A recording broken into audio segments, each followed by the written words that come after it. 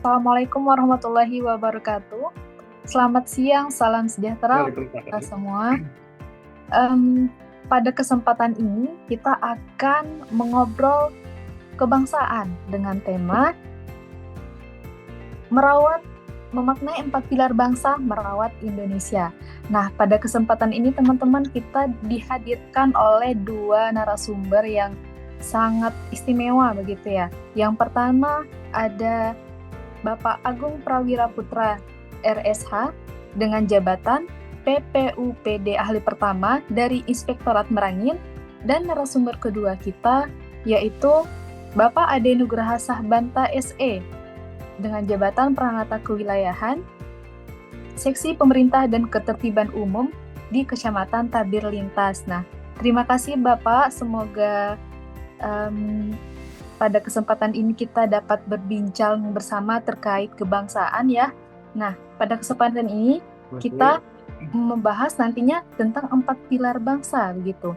Sebelum kita masuk lebih jauh ini Bapak, boleh dong kita dari Bapak menjelaskan apa sih sebenarnya 4 pilar bangsa itu?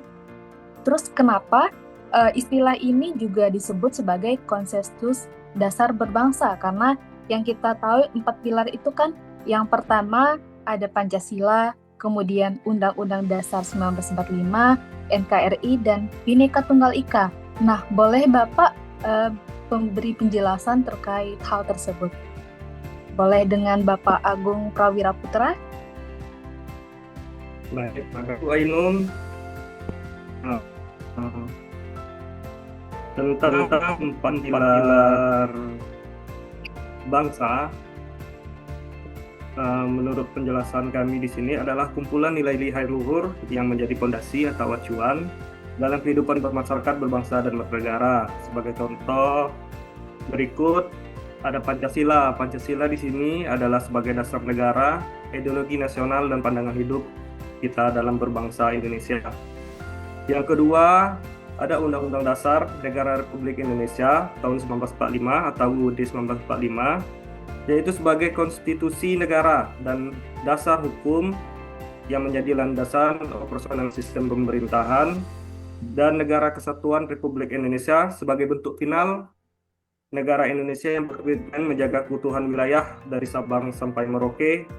Yang terakhir ada Bhinneka Tunggal Ika sebagai semboyan negara yang mengakui dan menghormati keberagaman suku, ras, dan antar golongan dalam kesatuan Republik Indonesia. 4 pilar ini sering disebut dengan 4 konsensus dasar. Konsep ini digagas atau dipublikasikan oleh Mendiang Taufik Kemas saat menjabat sebagai Ketua MPR RI untuk memperkuat wawasan kebangsaan di tengah masyarakat. Nah, begitu kalau menurut penjelasan saya, Bu Ainun. Wah, sangat kompleks sekali ya Bapak, keempat-empatnya dijabarkan. Nah, betul sekali seperti yang Bapak bilang. Barangkali Bapak Ade Nugraha, tanggapan terkait 4 pilar ini bagaimana ya? Mungkin ada penjelasan lebih dalam lagi supaya kita semua bisa paham ya. Gitu. Silakan Bapak. Iya, terima kasih Bu. Seperti yang dibilang Pak Agung tadi kan ada disebut konsensus dasar. Nah, yang keempat pilar itu tadi disebut merupakan hasil kesepakatan bersama para pendiri bangsa yang diterima oleh seluruh elemen masyarakat Indonesia sebagai pedoman utama. Konsensus ini menjadi titik temu dari berbagai perbedaan suku, agama, dan budaya agar tetap bisa hidup dalam satu negara yang utuh. Artinya apa? Tanpa kesepakatan ini, Indonesia yang beragam ini akan sulit bersatu. Maka dari itu, 4 pilar itulah yang disebut sebagai pondasi bersama yang menjaga arah, tujuan, dan keutuhan bangsa dalam kehidupan bernegara. Baik, betul sekali ya Bapak, ini sangat penting begitu bagi keberlangsungan bangsa. Tapi kalau boleh kita ulik lebih dalam ini Bapak, mungkin Bapak Agung mau mengasih pandangan gitu ya. Kenapa sih para pendiri bangsa kita ini sampai harus repot-repot untuk merumuskan konsensus negara ini? Sebenarnya apa sih yang mereka harapkan untuk kita-kita yang ada di masa sekarang ini mungkin bisa memberi pandangannya begitu Bapak? Baik, Bu Ainun. Menurut pandangan kami atau sejarah perumusan 4 konsensus negara itu berakar atau rangkaian proses panjang yang dilakukan oleh para pendiri bangsa atau founding father kita menjelang sebuah proklamasi kemerdekaan kita 1945. Berikut garis besarnya adalah seperti perumusan Pancasila, perumusan Undang-Undang 1945, konsensus akhir dan pengesahan, sampai penetapan Bhinneka Tunggal Ika. Dan menjadi kristalisasi yang menjadi 4 konsensus atau yang kita kenal sekarang dengan 4 pilar bangsa. Harapan dari pendiri bangsa atau tujuan utama dari 4 pilar tersebut adalah yang pertama untuk menjaga persatuan dan kesatuan, menjadi alat pemersatu bangsa, untuk mencegah disintegrasi atau perpecahan di tengah keberagaman suku, agama, dan budaya yang ada di Indonesia. Yang kita tahu, agama di Indonesia dan keberagaman suku dan budaya di Indonesia, banyak agama pun kita bermacam-macam di Indonesia. Untuk membangun karakter bangsa, menanamkan nilai-nilai moral dan jati diri keindonesiaan kepada warga negara, khususnya generasi muda untuk penerus bangsa. Sebagai panduan bernegara, memberikan arah dan pedoman yang jelas bagi penyelenggara negara serta masyarakat dalam mencapai cita-cita nasional. Meningkatkan semangat nasionalisme, menumbuhkan rasa cinta kita terhadap tanah air, dan kesadaran kita terhadap bela negara agar masyarakat bangga dengan identitas nasionalnya serta benteng dari ancaman ideologi luar menjadi perisai utama dalam menghadapi arus globalisasi, radikalisme, dan paham-paham yang bertentangan dengan nilai luhur bangsa kita. Begitu, Ibu. Wah, berarti founding fathers kita memang sangat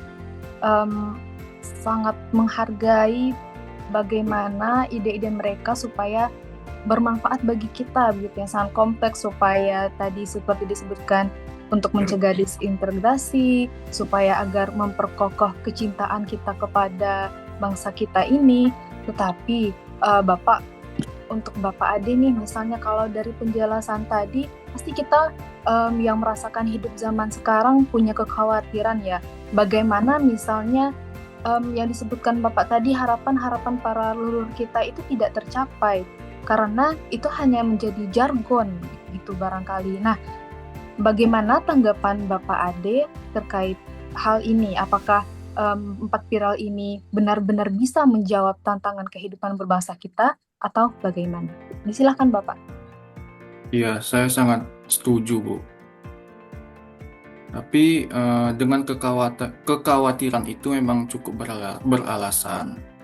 4 pilar kebangsaan, Pancasila, Undang-Undang 1945, NKRI, dan Bhinneka Tunggal Ika itu sering disosialisasikan secara normatif, hanya sebatas hafalan atau kegiatan seremonial tanpa diikuti perubahan nyata dalam perilaku dan kebijakan. Inilah yang menyebabkan nilai-nilainya terasa jauh dari kehidupan sehari-hari, bahkan bisa dianggap hanya formalitas saja. Jadi agar tidak menjadi formalitas saja, itu bisa dibuat seperti penerapan nyata. Contohnya seperti pendidikan yang kontekstual. Itu maksudnya ini pembelajaran tidak hanya teori, tetapi dikaitkan dengan masalah nyata, seperti konflik sosial, ketimpangan ekonomi, atau hoax, sehingga nilai kebangsaan terasa relevan.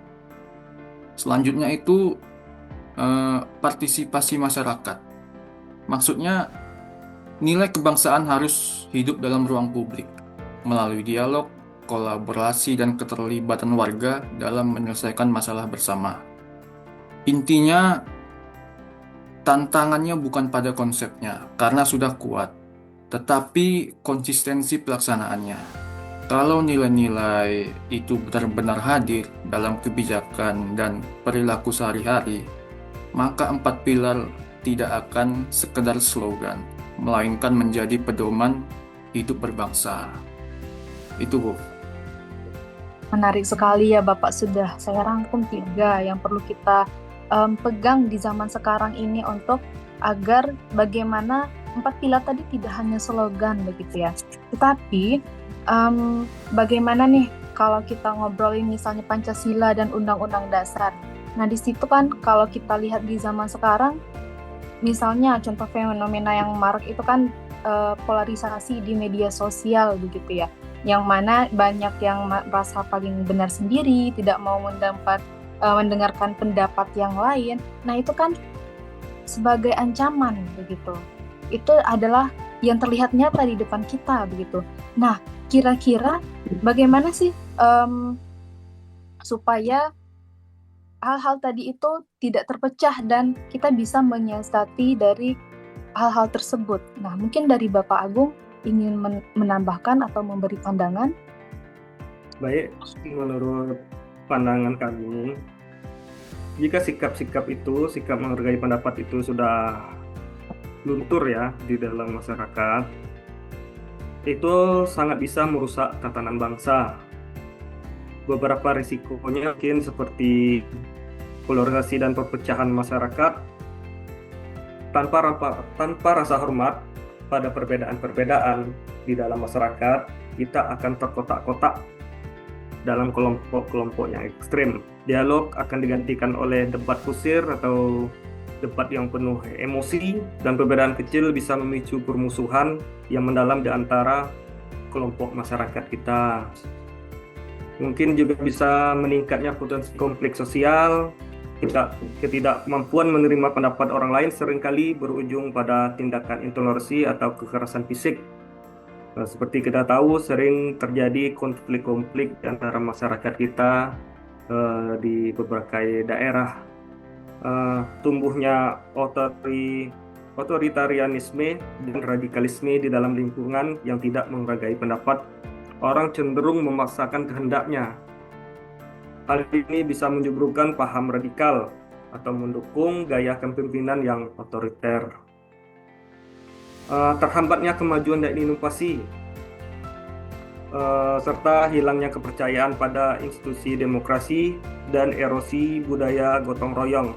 Budaya gotong royong membutuhkan kesepakatan bersama.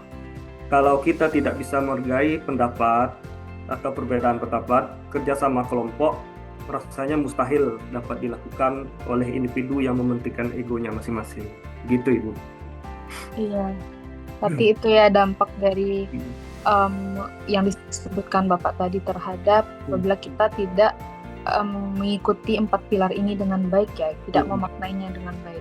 Nah, kalau untuk, kan tadi kita sudah membahas dari segi perpecahan Pancasila dan undang-undang begitu. Tapi kalau dari segi NKRI kesatuan, itu bagaimana cara kita untuk bersatu di tengah keragaman bangsa ini? Mungkin tadi Bapak Agung sudah memberikan jawabannya. Bapak Ade, disilakan. Bu, boleh diulang, Bu, pertanyaannya, Bu? Ya, tadi kita sudah membahas terkait polarisasi dan disintegrasi yang dijabarkan Bapak Agung terkait bagaimana konsekuensi jangka panjang dari fenomena ini ya. Nah, sekarang bagaimana sih agar perpecahan atau polarisasi tersebut bisa kita hindari dengan cara bersatu di tengah bangsa kita yang Bhinneka Tunggal Ika, yang beragam-ragam ini gitu. Iya ya, Bu. Itu kan termasuk tantangan berarti ya, Bu ya. Tantangan terhadap NKRI dan Bhinneka Tunggal Ika yang seperti dibilang polarisasi sosial dan politik. Ada juga hoaks, ada juga kesenjangan sosial ekonomi. Nah, jadi cara agar tetap bersatu dalam keberagaman itu seperti contohnya mengutamakan dialog, bukan konflik. Jadi saat ada perbedaan, selesaikan dengan musyawarah, bukan saling menyerang. Nah, yang kedua itu menghidupkan toleransi dalam tindakan nyata. Menghargai perbedaan dalam kehidupan sehari-hari. Selanjutnya itu seperti menguatkan rasa keadilan. Lalu mengutamakan kepentingan bersama atau NKRI, menempatkan persatuan bangsa di atas kepentingan pribadi atau golongan. Intinya, persatuan bukan berarti tanpa perbedaan, tapi kemampuan mengelola perbedaan dengan dewasa. Selama nilai saling menghargai, keadilan, dan gotong royong dijaga, keberagaman justru menjadi kekuatan utama Indonesia. Itu Bu, sekian Bu. Menarik sekali ya Bapak. Dari Bapak Ade, Bapak Agung sudah memberi penjelasan kepada kita ya teman-teman. Dimulai dari pertama terkait apa sih sebenarnya 4 pilar ini sudah dijelaskan di awal, kemudian sejarahnya, bagaimana founding father kita merumuskan 4 pilar ini, kemudian kita juga sudah mengulik terkait tantangan kekinian seperti polarisasi tadi ya gitu, dan juga Bapak-bapak sekalian sudah memberikan beberapa tips ini untuk bagaimana kita supaya tetap menjalankan 4 pilar ini dengan tujuan merawat Indonesia tadi ya, seperti pembelajaran tidak hanya teori tapi juga praktek, kemudian partisipasi masyarakat tadi ya, kemudian tantangan bukan di konsep tapi bagaimana penerapan kita terhadap 4 pilar tadi. Nah, itu sudah tips-tips sebenarnya yang diberikan oleh bapak-bapak. Tapi karena kita sudah di akhir dari diskusi kita ini, mungkin dari bapak-bapak sendiri ingin memberikan closing statement kepada anak-anak muda. Bagaimana sih agar 4 pilar ini tetap kita optimis untuk merawat dan menjaganya, karena banyak anak-anak muda yang pesimis begitu melihat bagaimana tantangan zaman pada saat ini. Mungkin dari Bapak Agung terlebih dahulu, silakan memberikan closing statement-nya. Baik, mungkin lebih ke harapan saya ya kepada generasi muda ataupun penerus bangsa. Harapan utama yang dititipkan kepada generasi muda, semoga menjadi pribadi adaptif namun berprinsip, tetap memegang teguh nilai-nilai Pancasila, memiliki literasi yang kuat di tengah fenomena banjirnya informasi. Harapan besarnya adalah generasi muda tidak mudah termakan sama hoax, junjung tinggi toleransi, berorientasi pada solusi dan karya, tetap menjaga integritas, cinta tanah air yang aktif, cinta Indonesia bukan hanya dengan kata-kata, tapi dengan tindakan nyata, seperti menjaga lingkungan, bangga menggunakan produk-produk lokal dan mengharumkan nama bangsa di kancah internasional. Singkatnya, harapannya adalah generasi yang cerdas otaknya, santun budayanya, dan kokoh nasionalismenya. Berikut. Baik, terima kasih Bapak Agung. Kemudian Bapak Ade boleh memberikan closing statement-nya untuk kita semua? Sepertinya sudah lengkap sama diungkapkan Bapak Agung. Saya hanya menyampaikan sedikit. Pokoknya kita harus optimis, jangan pesimis, dan mulai dari hal-hal kecil, dan harus berani terlibat. Mau itu lewat komunitas ataupun inovasi. Jadi supaya kita bisa merawat Indonesia bersama dengan anak muda yang punya posisi paling strategis untuk memastikan bangsa ini tetap kuat, adil, dan bersatu ke depan. Baik, bagus sekali ya closing statement dari para narasumber kita pada hari ini. Nah, karena waktu sudah di ujung acara, kepada semuanya saya ucapkan terima kasih karena telah berpartisipasi. Demikian dari saya, selaku moderator, saya mohon pamit diri. Assalamualaikum warahmatullahi wabarakatuh. Waalaikumsalam warahmatullahi wabarakatuh.